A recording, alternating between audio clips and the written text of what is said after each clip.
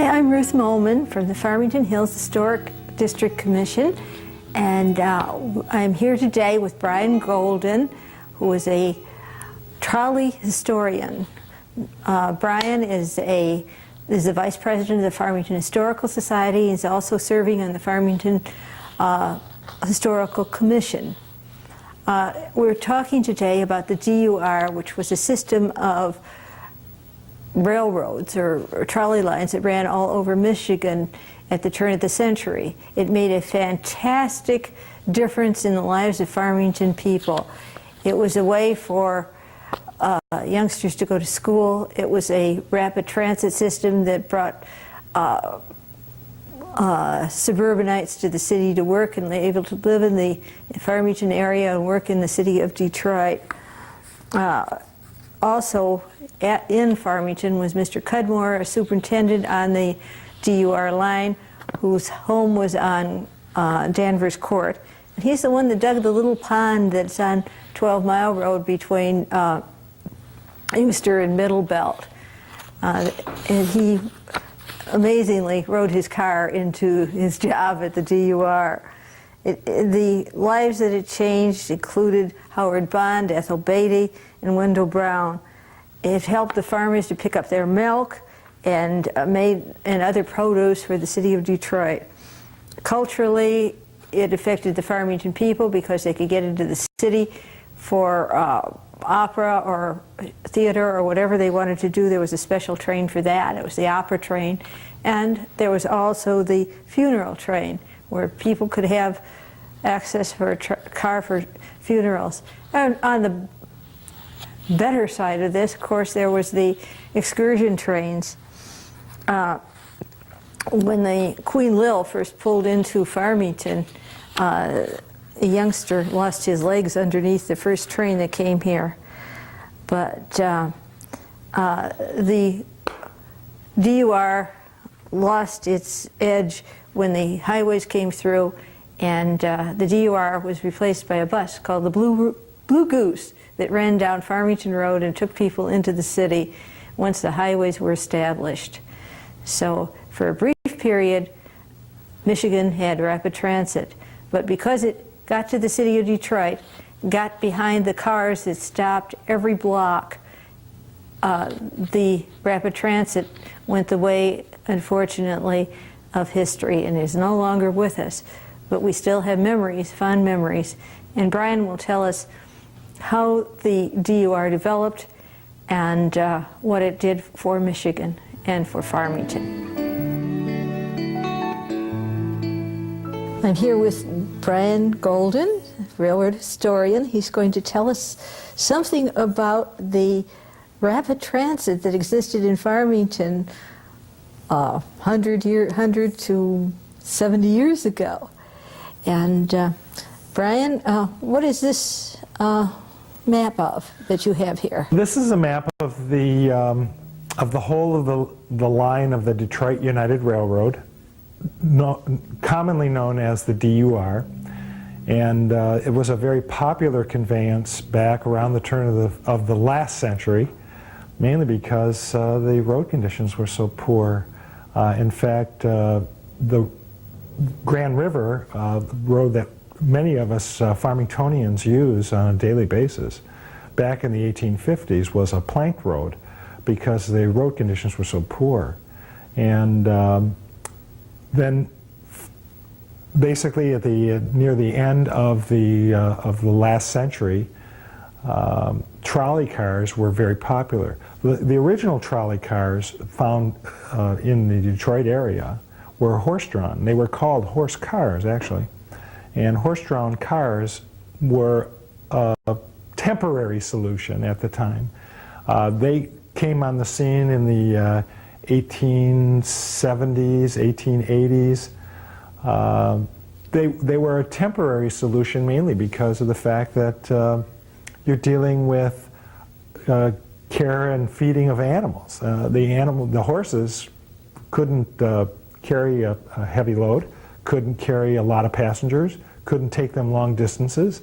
And then there was veterinary bills and feeding and housing the animals, and what are you going to do with all the manure? I mean, it was a solution, but a temporary solution.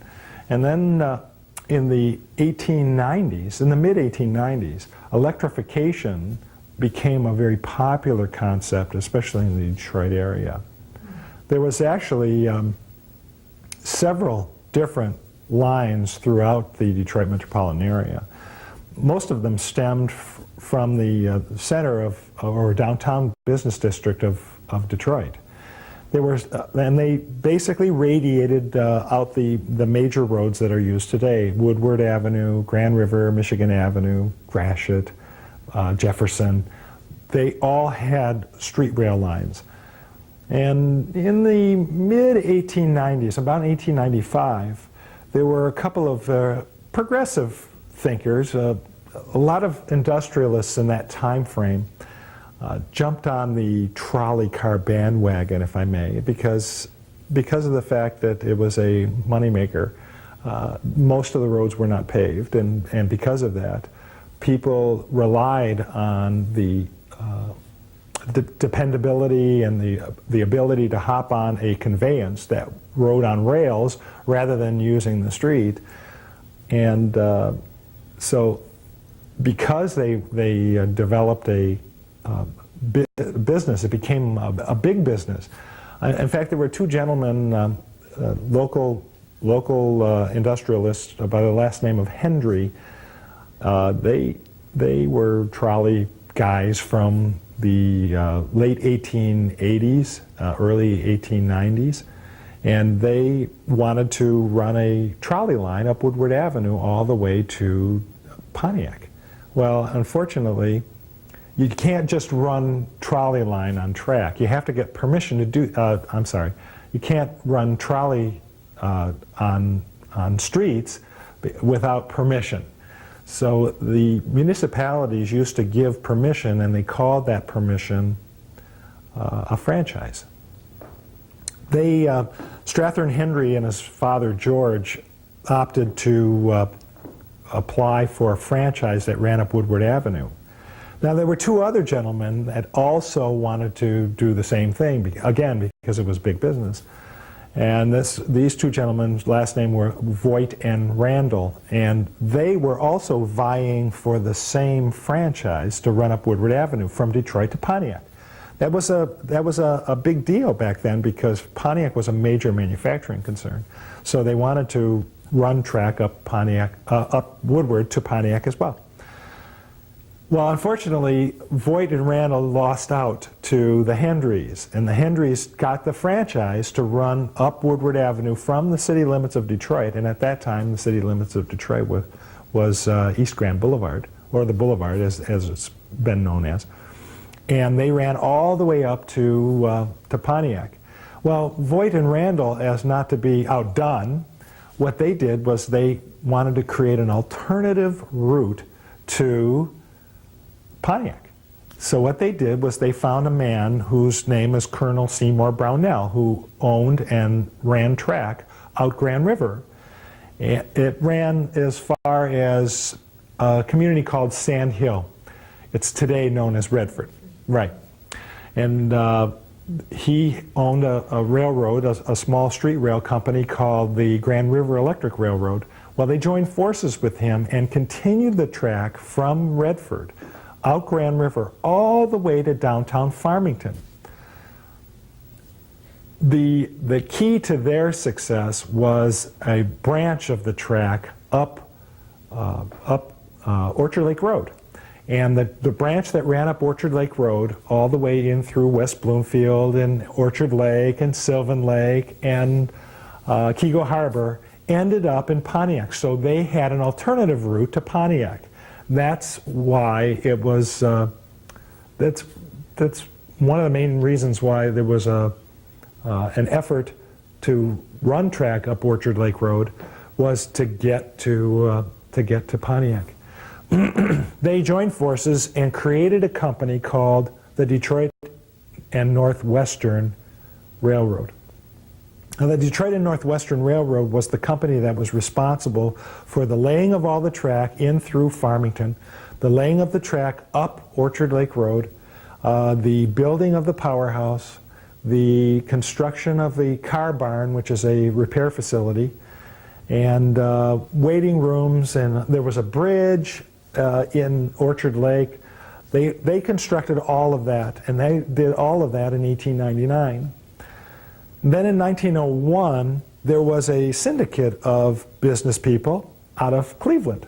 They were called the Everett Moore Syndicate. Now, Henry Everett and Edward Moore were big businessmen. One was a banker and the other one was a trolley man. And they got local Cleveland businessmen to pool their money together, and they had a dream, and their dream was to circumnavigate Lake Erie. They wanted to actually create a way all the way around Lake Erie. They owned all of northern Ohio. They owned some of southern Ontario. They owned parts of western New York and Pennsylvania. But what they didn't own was southeast Michigan. So they came to southeast Michigan and they discovered many different street rail lines all over the place that they could purchase and put it under one umbrella. And that umbrella was called the Detroit United Railroad. The unification of all these street rail lines is what made this whole thing a success.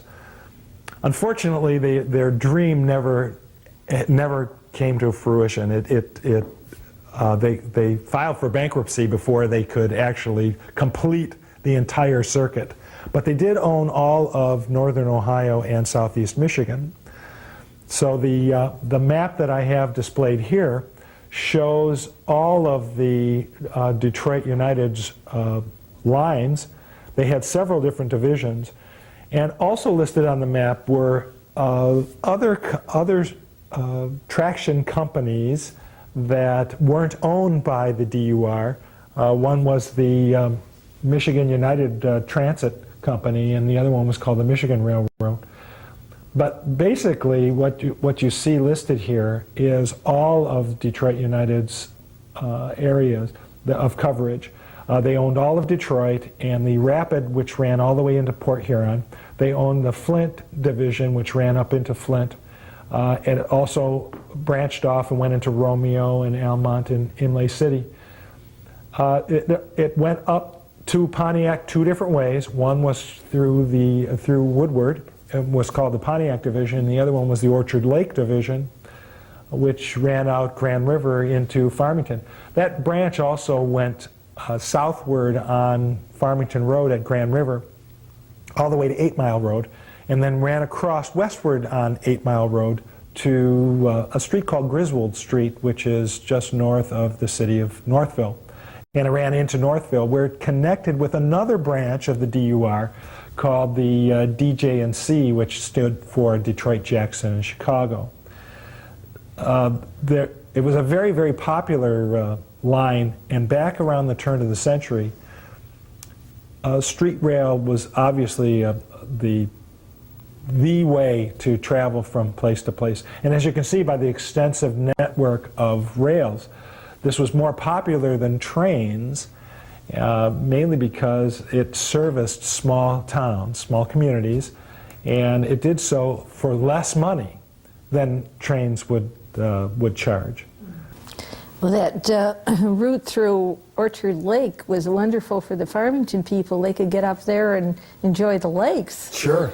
It was a recreational thing. In fact, the communities that the trolley fed, which was Orchard Lake, Keego Harbor, and Sylvan Lake, many of which predicate their success of their area, of developing their area and creating cottages and creating resort area, was all predicated on the fact that the trolley ran there. And be able to hop on a trolley in downtown Detroit, and within an hour or hour and a half, now you're in Orchard Lake, and you could go bathing, or you could commune with nature, and it was an attraction. In fact, many street rail lines use that ploy to get people to ride their trolleys. Was an attraction, and the attraction was typically at the end of the line. So you would have to use their conveyance to get to the attraction. The attraction could be a lake, it could be a park, it could be an amusement park, it could be some sort of natural an attraction of the area that people, if they didn't have a car or didn't want to rely on the roads, could hop on a trolley and voila, they're there. So we didn't have to. I use that figuratively because the Orchard Lake Division feeds into Farmington, which is the area of my concentration.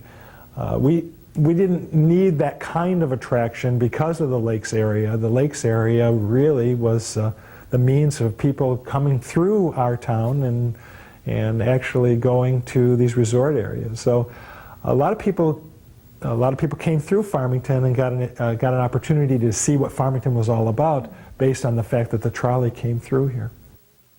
And some of the farm children were able to take that trolley into Pontiac and go to school there. That's right. Where they had a actual junior college, I understand. Oh, really? No, I didn't know that. In fact, there was another purpose used for these trolley lines, and that was not just passengers, but that was sometimes used for carrying the mail and express items. So people would transport freight using the trolley line because it serviced the communities on a small basis rather than relying on a train. As you probably are aware of, the Farmington area was famous for their creameries. The Warner family owned many creameries in the Farmington area, and the farmers would bring their milk to the creameries by using the DUR's freight service. So they could, if they happened to live in Northville and they wanted to sell their milk to the Warners in Farmington, they would put the milk cans on the trolley, on the DUR, and send it down the track to the freight station that we had in downtown Farmington. In fact, there were a couple of freight or express houses, as they were called, in the Farmington area. One was at Farmington Junction, which was the intersection of Grand River and Orchard Lake Road, and then there was a freight house or express house at the intersection of Farmington and Grand River as well. These were sometimes called milk collecting stations. Yeah, depots, yes, right, that's true. And if they were lucky enough to live at Orchard Lake Road, they could put their milk cans right there. Yes, that's true. And they would stop for any of the farms, the farmers that wanted their things to go in. It was wonderful. Yes, as a matter of fact, that's very interesting that you should mention that too, Ruth, because the trolley companies, the Detroit and Northwestern, rather than getting permission from municipalities in Farmington, at the time it was Farmington Township, they would purchase private right-of-ways and run the track not on the road, but just off the road on private property. And very often they would do that, but they'd pay the farmer $1 to get permission to run the track through their property. Now, most farmers, they didn't balk at getting $1 for the right-of-way because now they had a conveyance running right through their property. So if they had any business savvy, sometimes they would negotiate for the trolley company to put a platform on their property so that they actually created a stop on their property, and if they needed to go anywhere, they would just walk out their front door and walk and stand on the platform and wait for the trolley to come. And when the trolley would come, they would stop and they would pick them up and they would take them either northward up in through West Bloomfield Township, or southward down into Farmington, or take it into Detroit or Pontiac or the big city, as they used to refer to it as. So rather than making the yearly excursion or pilgrimage from their farm to the big city, which they usually didn't do, what they would do is they would make a pilgrimage once a year from their home, which was out in the farms, to the city, rather than having to do that because of this kind of conveyance. they could hop on a trolley and take it to Detroit and be there in no time. Yes, anytime they wanted to. That's right, and do it at a reasonable price.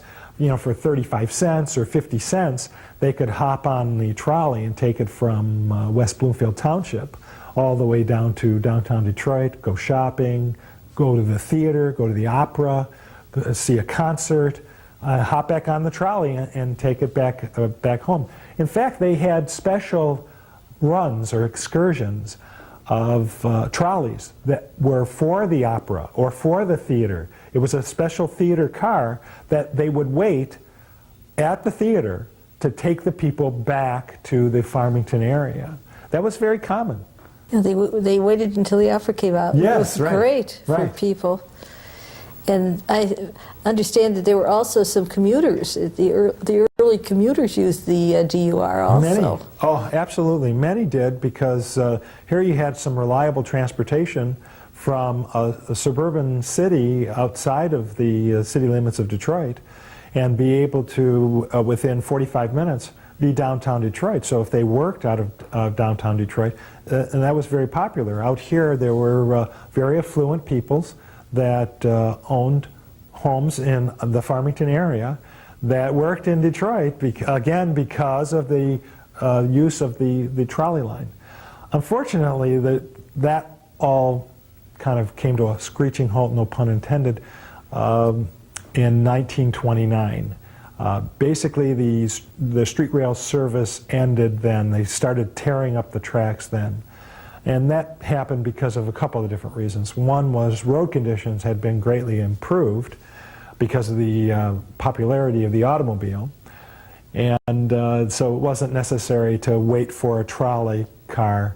And buses came along also, and the bus service, otherwise known as the DSR, Detroit Department of Street and Railways, was a very popular conveyance also. So the usefulness or the justification of that kind of transportation seemed to go to the wayside. I have a feeling there was a reason that it did it. It was because they didn't have their own right-of-way, as I understand it. Yeah. If they'd had their own right-of-way, we might still have rapid transit. Yeah, you know, that's I don't know if that was because of Henry Ford's doing or the automobile in itself. Maybe it was at the time it was kind of outlived. Today, if we had this kind of conveyance, it would be a godsend, but the opportunities or putting something like this together is probably too far-fetched. It would be way too expensive to try to recreate this all over again. Well, they were gone as soon as those tracks came up. I guess they were gone, but it was a time in our history when we had rapid transit. Yeah, we did, and it was pollution-free. As a matter of fact, it was pollution-free. So if we only had that today, I don't know where we'd be. Well, it's an if come sort of deal. Right. Now, where were we had a power station here in Farmington. Where were some of these other power stations? Well, there were these were electrified trolleys. Here, I'll give you an idea. I have a little model of a trolley car. This is a typical trolley car, and it ran on electricity. Unlike a train that had a locomotive that pulls it, this was like a coach, like a train coach, but it was self-propelled, and it ran on electricity. Excuse me, there was a wire overhead. This trolley pole would collect the electricity on the wire overhead, and the track down below completed the circuit. So these were electrified trolleys, and because they were electrified, most of the trolley companies had their own sources of electricity. Many of them sold their electricity to communities before Detroit Edison really took a stronghold in the Detroit area. So because of that, there were power stations strategically located in certain areas. Now, the Orchard Lake Division, which again is the concentration of my research, had a power station, a generating plant, at the corner of Orchard Lake and Grand River. Now that structure still stands today. In fact, that's the only remaining structure of the whole of the Orchard Lake division is that power station, because in the late 30s it was purchased by the LaSalle Winery Company and it was turned into a winery. So they at least were able to use the building and restore it. It stopped being used for producing electricity when LaSalle Winery came in. In fact, most people today drive past that building every day, and they look at it as the winery, and they call it the winery, and they refer to it as that, when in fact it was actually built by the Detroit and Northwestern Railroad in 1899. So it's over. That building's over 100 years old now, and it was used to produce electricity. They would burn coal. It was steam-generated heat. Steam-generated electricity. And they had 9 electric generators inside the plant that produced the 600 volts of electricity that would take to operate one trolley car. Now, there was another means of getting electricity into those cars. I understand there was another track that they could run, the middle track. Third rail. It was called third rail. Not very popular in this area. People were afraid that if an animal strayed across the track, they would get electrocuted. So in all of the DUR, the third rail concept was not very popular. Now, in the outstate areas, the Michigan United Transit, or otherwise known as the Michigan Railroad, third rail was a little bit more popular. So some of the DUR's cars were fitted with a special shoe that was attached to the truck, the lower side frame, that would pick up the electricity for the third rail. In the Detroit area, the overhead wire was the popular method because it was safer. You'd have to be 20 feet tall to be able to grab the wire and have your feet on the track to get electrocuted. Since nobody is 20 feet tall, the chances of being electrocuted was slim. So it was a little safer and more accepted method. Well, I understand that the early cars used these railroad tracks. They thought it was a road. Right, that's right. Yeah, because the Orchard Lake Road didn't go through until 1920 something or other, 29, and some people with the early Ford cars or the early cars were using that track as a road for many years. I can appreciate that. In fact, a lot of cars would travel on roads that were serviced by trolleys, so that they could, in case they got stuck, they could actually get pulled out. Well, I thank you so much for all this wonderful information, and we're looking forward to your book, who is out and available for anybody that wants to read about it. Thank you. And in fact, my book called Farmington Junction, A Trolley History, can be found in local bookstores as well as in the library. The Farmington Public Library, West Bloomfield Public Library, Northville, as well as the state of Michigan's library. You can find copies of my book. Some people purchase the books directly from me, or they go to their local bookstore. You can even get it through the web.